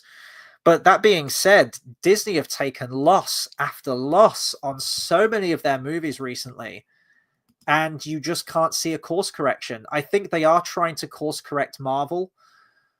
I think it's going to be a little too late at this point, but with the likes of a very, very desperate attempt, as I mentioned, with Avengers Doomsday, I think you are starting to see at least Marvel, bringing back Chris Evans, bringing back Robert Downey Jr. and the original directors. I think there is an intention there to maybe try and claw back to the glory days of what they had, but I just don't. I think it's too little too late now. But for Star Wars, you just see them doubling down on this shit. So it's like, I don't know if it's an intentional disassembling of IPs, or if they want to see if they want to see the walls torn down on all of these IPs, so they just keep playing the same game. It's the definition of insanity. I really don't know. I don't know where their heads are at, but it is fascinating. It'll be fascinating to see what happens in a few years, I think. Let's see. Oh, God, yeah. Bath Time says RoboCop is a masterpiece compared to 99% of the action films made now. Funny you should mention RoboCop. I was watching some clips from it last night. I've got it right here, in fact, actually. I have seen it on the big screen. They did a re-release. I absolutely fucking adore this film. It's a perfect film. Even with the wonky arms at the end. I love it for its charm. And, even older films like that, even if the special effects in that particular part aren't particularly great for the time period or for the rest of that film, it's part of the film. It's part of the charm for me, so I don't have a problem with it. But yeah, I was watching clips from it. I was watching the toxic waste part where he's like, get away from me, man. I was watching a bunch of stuff from it last night. The practical effects in that film are just absolutely mind-blowing. So good. So quotable as well. Bathsheim says Seven Samurai is sick as fuck. As is Lawrence of Arabia. Add The Searchers to that list. It's the favorite film of every one of your favorite directors. Yeah, so I've been watching a bunch of films actually. What's his name? Rick something. I forgot his last name. He's done a bunch of Star Wars videos, really in depth, very, very well researched videos, and he talks about all the films that all the films that George Lucas was inspired by. And it has rekindled that in me that I want to go, and seek out some of these earlier films and watch them, because they're just so good. I was thinking of how this could tie into retrospectives, and I have talked in the past about doing a Best Picture retrospective where I go through all of the Oscar winners. And I was thinking about maybe doing that, and maybe it's too late to do that now. But what number Academy Awards was it this year? It's the 97th, so I got 3 years till the 100th Academy Awards. So that could be a cool one to do. Maybe doing all the Oscar winners and timing it in such a way where it will end with the 100th Academy Awards. I'm gonna have to do some math on that. I might actually have to get on that quite soon if I want to get that done. But I don't think that's going to bring into all of these films. But I just need to go and watch them. Would you guys be interested in reviews for stuff like that? I think it's difficult with older films like that, in that everything that has been said about them probably already has. People have picked apart these films to death.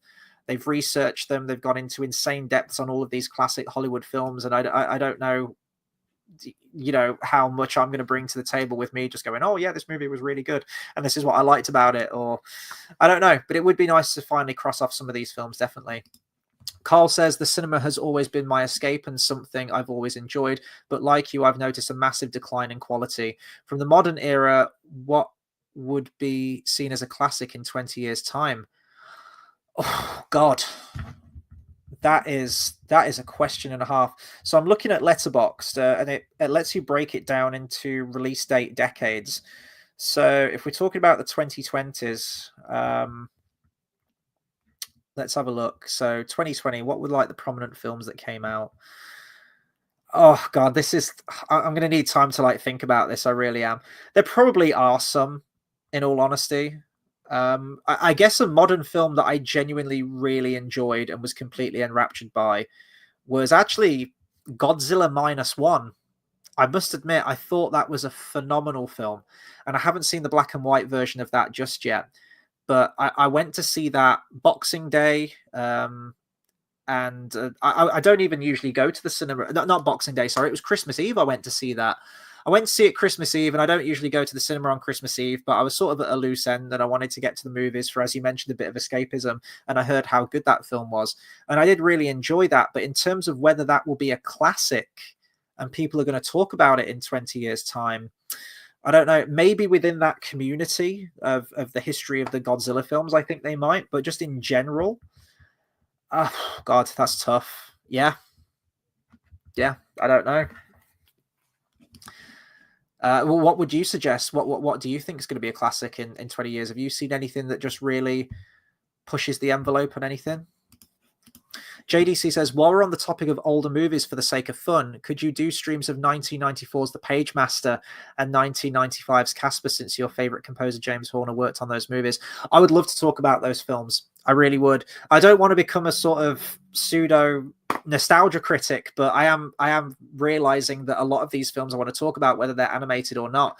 Other animated films I want to talk about, you mentioned The Page Master, Once Upon a Forest, Fern Gully, Swan Princess, to name but a few. I'd love to talk about those films. Now, I don't think those films could fit into any particular retrospective, but yeah, 1995's Casper, loved that film as a kid. Mighty Joe Young, just so many films I used to watch. I pretty much grew up in front of the TV, and my whole life was pretty much watching films or re-watching films to the point that I could pretty much quote them from beginning to end. You memorize the music and the sound, and film music always struck me. I was going to say always struck a chord with me. There you go. There's a dad joke for you. But yeah, the music in Casper, and the main theme in Page Master, when you get that like steady build and you get that crash of the cymbals and you get the main theme from Page Master. James Horner is honestly one of the few composers that can just move me to tears with his music, and has done. I went to a James Horner concert. I didn't mention this when we did our Land Before Time review and An American Tale. I completely forgot to mention it, so I guess I'm mentioning it now. It was right after he died, and they did a sort of like in memorial concert for him at the Royal Albert Hall, and it was a bunch of a selection of his music. I could have been there for another 3 hours. I mean, there are so many films that unfortunately they left off the roster. They didn't do Land Before Time, they didn't do Casper, and there was all the childhood films I wish they would have done, but they did do Somewhere Out There, and they had this incredible female vocalist, and I wish I could have remembered her name. I can't remember if they did a program for it actually, but God, she was outstanding. And I just went, thinking about that film as a kid and just the music of James Horner. I'm tearing up even just talking about it now. That's the effect that his music really has on me. And are there some other composers that can get me there? Yeah, definitely. Alan Menken's another one of those composers.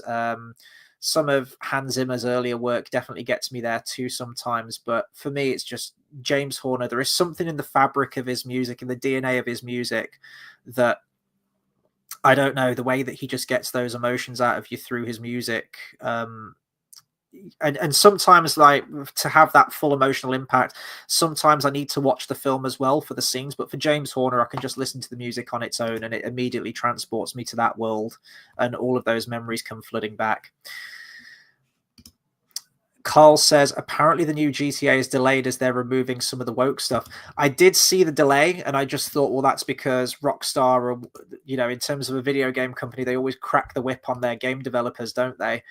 And overwork their staff has been, posted on articles before with the likes of Red Dead Redemption 2 and whatnot. They always turn in, incredible games, really, really immersive games. So I thought it was just attributed to that. But I did hear rumors that it was going to go way, way overboard on the woke stuff. So yeah, it's interesting what can happen politically. I think a lot of these companies and a lot of these filmmakers backed on the wrong horse. They thought that the election was going to go in a very, very different way from what it did. And now, the direction, the wind is blowing in a different direction now, so they're going to chase after that. It's all about the money. Bath Time says, Everything Everywhere All at Once I think will be a classic. Yeah, that's not a bad shout. I did enjoy that film. I haven't gone back to it a second time, but yeah, That was a very, very decent film. Bath Time says, I haven't seen it yet, but Parasite seems to have had a lasting hold as well. Yeah, great film there, and especially for a foreign film to also take Best Picture that year as well. I think did it a lot of favors too, and really, really put it on the map. RoboCop is a personal favorite of mine. The Jesus story done right. You did you alluded to that in a previous stream, didn't you, Bath Time? You said if you really know what RoboCop's about, and yeah, dies. Is he resurrected as RoboCop 3 days after his accident? Is it actually stated when he was resurrected? Because if that is, then that's amazing. Let's see. Seaward Man says, does JX live close by to come by? No, he's in the States. We actually haven't met in person. We have talked about it. We need to find some time in our schedule in the year. And the funds. International travel is very, very, very fucking expensive. But we have said that we'd like to meet up at some point and, chill, shoot the shit. So it will happen. It will happen. But yeah, I'm not particularly well traveled. I haven't been on holiday since I was 18. I am now 32, going on 33. So it's been a long time since I've been on holiday anywhere. I've been on a couple of hikes here and there, day trips and whatnot. But in terms of holiday, yeah, since I was 18. So I'm definitely overdue. I'm saving for New Zealand. That's sort of my dream destination, and that's incredibly expensive. I've looked at a guided tour, and the money keeps going up every single year. And I've had a look for the guided tour. You're looking at about 6 or 7 grand for a 2-week tour. That's not counting food. That's not counting spending money, flights, insurance, excursions while you're out there. So probably you're looking at about 12 grand to do it well for a single holiday. And that's a lot of fucking money. Like, I will get there. At one point, I will get there, and I will go, and I'll have the best time ever, and I'll never want to leave. But yeah, if I go nowhere else in my life, and the cost of living now is absolutely fucking ridiculous. So I think a lot of people are struggling to do stuff like that now. We've all got a dream. We've all got a dream destination of where we'd love to go. For me, there's 2 places. New Zealand's top of the list, and Iceland is second on the list. I have been to Iceland before on a school trip when I was in year 9, so many years ago now. And I mean, I was a very, very different person back then. I was a much larger person back then as well. So I struggled on a lot of stuff, and I was very much like, it's why I love The Hobbit so much. Without going on a tangent, I really identify with the character of Bilbo Baggins because I'm so similar. Even more so back then, I liked the comforts of home. I wasn't used to going out and doing all of this strenuous stuff and going on these adventures or traveling all that much, really. So it was a big wake-up call, but it's always stayed with me, and I'd love to explore more of that country because I think it's absolutely a very, very unique geographical place filled with rich history and mythology, and yeah, I'd love to go there. Let's see. Carl says Top Gun Maverick I thought was an instant classic. Oh, there you go. Yeah, how could I forget that? Yeah, wonderful stuff. That was on the TV a few weeks ago as well, and I watched a little bit of it again, and yeah, that and probably Godzilla -1 were the last 2 times that I felt truly exhilarated at a newer movie. There are so many ways that Top Gun Maverick could have gone south, and I'm just so glad that it didn't pander to any of that stuff. And it really did feel at home to an 80s movie where it was just pure escapism, pure adrenaline. That made over $1 billion, didn't it? I think, or did it? No, I think it did very well. Did it make over $1 billion? Let me check. God, 2022. That's 3 years old. Shit. Oh, it sucks getting old, doesn't it? It really puts it in perspective. Yeah, 1.4 billion. Holy shit. I remembered it crossing $1 billion, but 1.5 billion on a 170 mil budget. That is incredible right there, isn't it? Well, it just goes to show, like, say what you want about Tom Cruise, but he puts his fucking heart and soul into his movies. As an actor, he's always serviceable. He's always Tom Cruise. But yeah, tremendous. I've got tremendous respect for the man when it comes to his films. Say what you want about his personal life. Who is the real Tom Cruise? Does Tom Cruise even know who the real Tom Cruise is at this point? We'll probably never know. But what I do know is that when you see that man working on a film as a producer, as an actor, he gives it his fucking all. So yeah, I am looking forward to the last Mission Impossible film, but I will say Dead Reckoning I thought was the weakest one. I was really hyped for that film, and I thought it was quite lackluster, I must admit. Bathtime says he walks on water, has a spear pulled from his side, comes back more powerful than when he died. It's the Jesus story. Oh shit, yeah, good point. It's a very good point. Bathtime says that's a house deposit. Yeah, you're not kidding. It really is, isn't it? It will be a once in a lifetime opportunity. And I've seen people say, "Oh, do it yourself." Don't pay for a guided tour on something like that. Plan it all out, hire a car and everything. And I'm a person who likes everything lined up. I like everything planned. But to me, because I'm not well traveled, I'm really not. I'd either need to go with a group of people who know what they're doing, or I need a guided tour. Because I know what would happen. I'd be so in my own head and stressed. Like I fly there, I touch down in New Zealand, and then I'm filled with a sense of now what? How do I hire a car?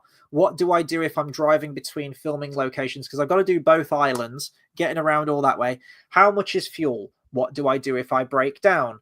What do I do if I misjudge how much fuel is going to get me to my hotel? Where's the nearest place for food if it's like really remote areas of landscape and whatnot? What if I get into a place that's inaccessible?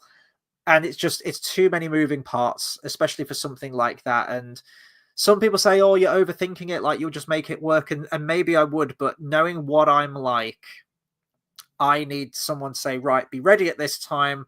We're going to be traveling from here to here. You're going to have 4 hours at this place. You're going to do that. You're going to do that. I need someone to have all of that shit planned out for me.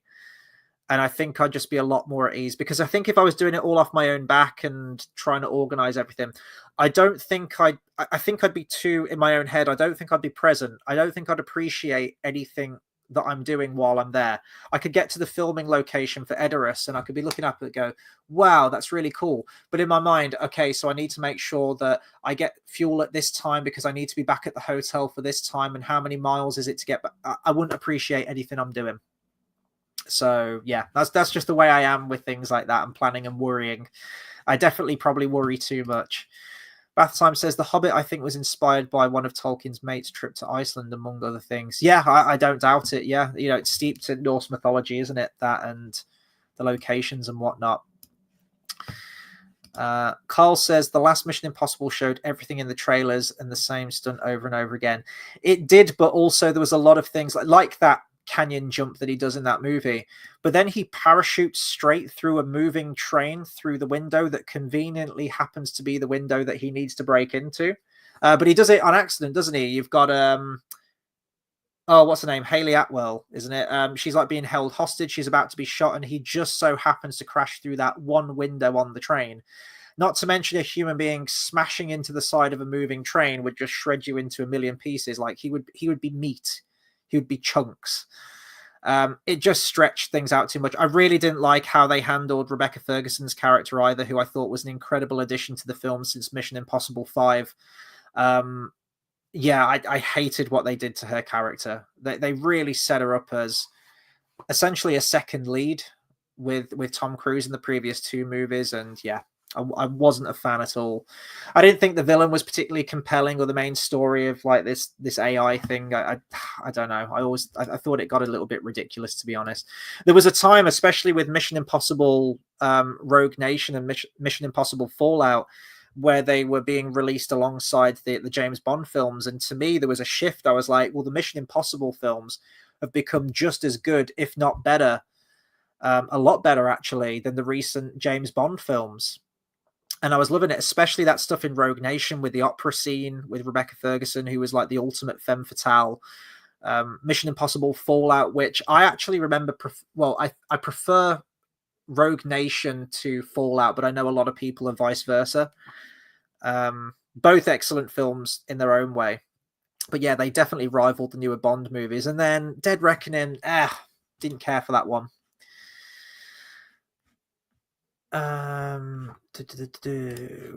Carl says, but you'd figure it out. If those things happen in this country, you handle it. You seem a very capable person. Don't doubt yourself.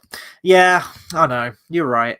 I need to look into it more. I need the free time to plan it. And I think what I need to do is I just need to go ahead and book the damn thing, book the time off work, get the flights booked and be like, right, it's set in stone now. It's happening. Because every year that goes by, I'm like, I need to go on holiday this year because I haven't been since I was 18. I need to go somewhere. I need to take myself away from it all.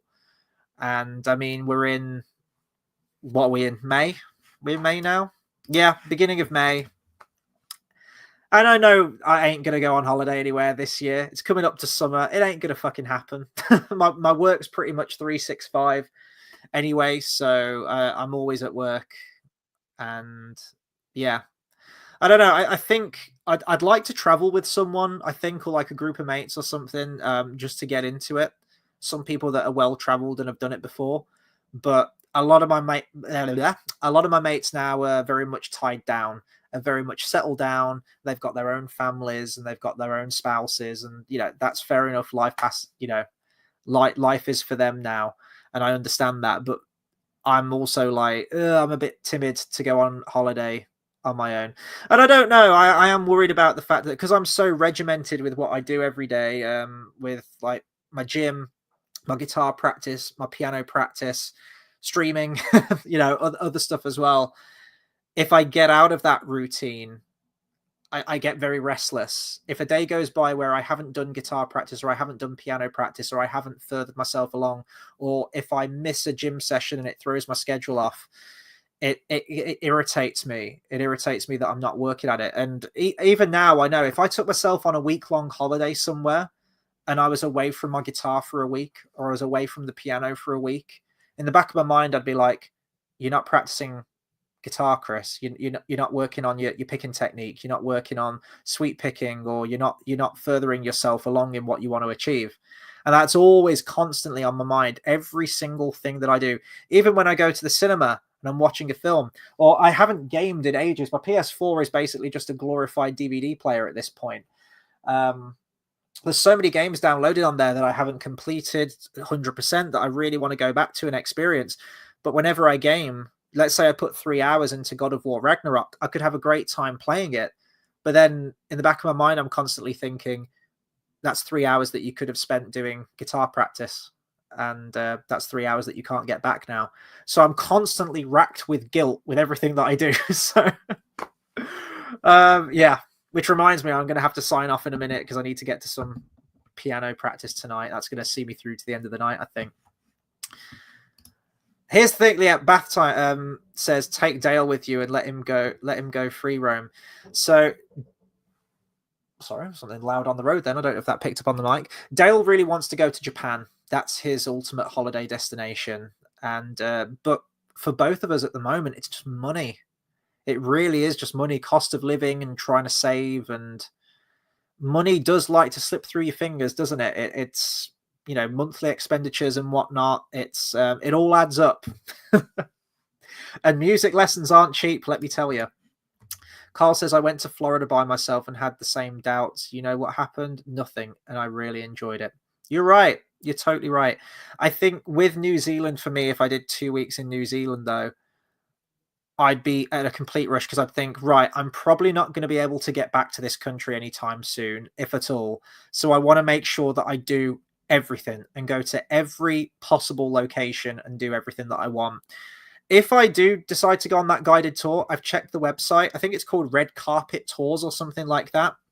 They're fully booked for the rest of this year and next year. So already I'm like, if I did want to go, it'd be 2027.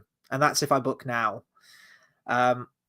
All these years are going by and nothing's happening. And that's on me. It's totally on me because I'm not stepping up. I'm not going, you know what? I'm booking that holiday. I'm locking it in. I'm getting the flight sorted. I'm getting the stuff together to get myself ready to go on that holiday. I'm not doing that. And if I want anything to change, I've got to be the one to do it. I'm aware of that. And chances are I probably will go on that holiday and think, fucking hell, look at all the decades that I've wasted not going on holiday. Think of all the places that I could have gone to between being 18 and, well, probably 33 by that point. So you're right. You're totally right. I do need to do it. I really do. But yeah, I really like scenic places. To be honest, I just like places that remind me of Middle Earth, whether it be Iceland, whether it be, well, New Zealand, which is Middle Earth, or places in the UK. I want to try and take myself on some more hikes as well. Unfortunately, I've had a couple of half terms and Easter breaks and whatnot, which I haven't done anything with. I do know where my next hike is going to be in the UK, though. I really want to go to Gloucestershire, and there's an attempt to go hiking and go to places that are mirroring the locations that I'm doing on my Lord of the Rings walking challenge. I'm currently in the middle of Lothlorien, and I want a forest to go and explore, and then I'm onto the Great River, the Anduin, after that, where they're getting their kayaks and they go down. And in Gloucestershire, there's the Forest of Dean, which I've never been to before. So I'd really like to go there, and pretty much like a 10-minute drive away from there, 10-15-minute drive from the Forest of Dean, is a place called Puzzlewood. And Puzzlewood was apparently a place where Tolkien was really inspired by. It's actually been used in a bunch of different filming locations, including everyone's favorite Star Wars film, The Force Awakens. But you know that bit where Rey opens the crate and she touches the lightsaber and she has the crazy vision and she runs into the woods, and then Kylo Ren starts stalking her, and she's kind of backed into that bit of like a rocky, leafy causeway thing. That was filmed at Puzzlewood. So I'd quite like to do both of those just for a bit of a Tolkien experience, a bit of a forest experience. And then also there, they hire out kayaks and canoes. And there's various different kayaking trips you can do. You can do just a single day one where you row like, I think it's like 6 miles or something. There's one where you can do 15 miles in the day. And then there's one where you can do a 4-day trip down the river, and you can camp out and stay at like various different campsites and hotels along the way. I'm always like, go big or go home. So I'd quite like to do the 4-day one. But again, they don't let you hire it out on your own, which is a little bit annoying. So I've asked around a couple of mates, including Dale, to see if he'd be down for doing it. But I'd quite like to do that. And that can be my River Anduin experience. And then a shit ton of rowing on the rowing machine at the gym, because I'm determined I want to get those miles done all by rowing when I get to that river part. So that should be very fun and very exhausting. So yeah, we'll see.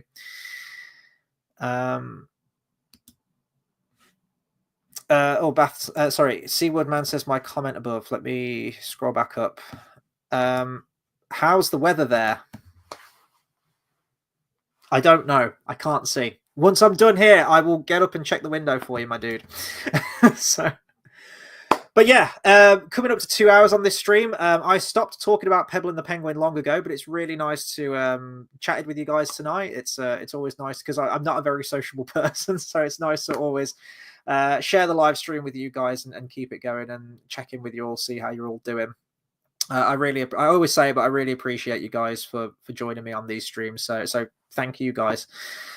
What is coming up on the channel? I will be live streaming this week with, fingers crossed, a JX editor this week on Thursday night at 10 p.m. We've got our next arc of 3 episodes of Andor Season 2. It's been a bit of a shaky start, bit of a slow start to this series, but I'm hoping with there only being 6 episodes left, it doesn't drag its heels anymore and we get some good quality stuff towards the end. Unfortunately, couldn't be joined by JX last week because he turned very, very ill, very last minute, but hopefully he'll be on the stream with me this week. Yeah, I know. Bath Time says I've been stood up twice this week. I know, it's just my luck, isn't it? Rotten damn luck. But yeah, I'll keep you guys updated with Dale if you want to, just to see how he's doing. If it's some personal stuff, I won't share it, but just to let you guys know that he's all right. But yeah, I'll do just that, Carl. Thanks for passing on your thoughts. I'm sure he'll be fine, but he might be going through something. But yeah, I'm going to round this video off here. So this week it's going to be Andor. If there's anything else I want to talk about, of course I'll talk about it. But next week, Don Bluth. We're getting into his final 3 films now. I haven't talked about Don Bluth stuff on this stream for a long time. I forgot what I was talking about originally. His biggest one, his most successful one, a film that I absolutely loved as a kid, and I've watched this a number of years ago, and I still enjoy it. But we've got Anastasia. the film where he finally cracked that Disney formula, to the point where I know that many people confuse this film for a Disney film because it is basically that close. And in a very, very cruel twist of fate with Disney buying 20th Century Fox, technically makes this by proxy a Disney film now. So there we go. But yeah, big thank you to everyone who tuned in tonight. I'm going to peace out. I'm going to hit that piano. Seaward Man says, do them piano videos. I'm not that good. I'm working at my grade 5. Give me time. Give me a few more years, and then maybe I'll start doing piano videos. So I'm not a virtuoso by any stretch at the moment. Yeah, hope you all have a good evening. Hope you're all keeping well, and I'll catch you guys on the next stream. Take care, everyone.